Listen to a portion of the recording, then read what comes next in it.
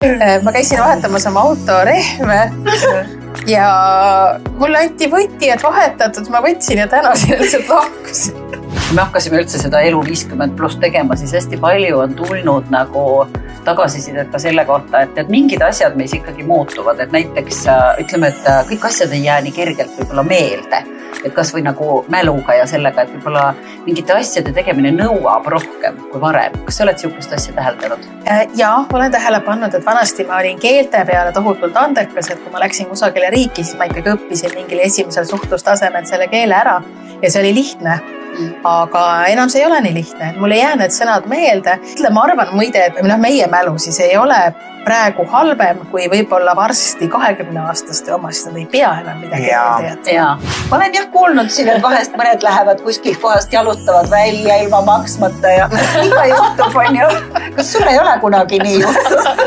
No nüüd sa oled alatu, sa kasvatad ära meie eile õhtust vestlust. Ühesõnaga, vahel ikka juhtub. Ühesõnaga, ma tegin hästi lollilt.